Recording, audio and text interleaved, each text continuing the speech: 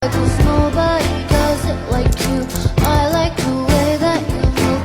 That's why I never go through with leaving you. Everybody.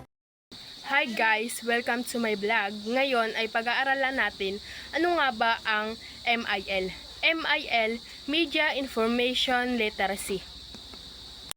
Ano nga ba ang Information Literacy?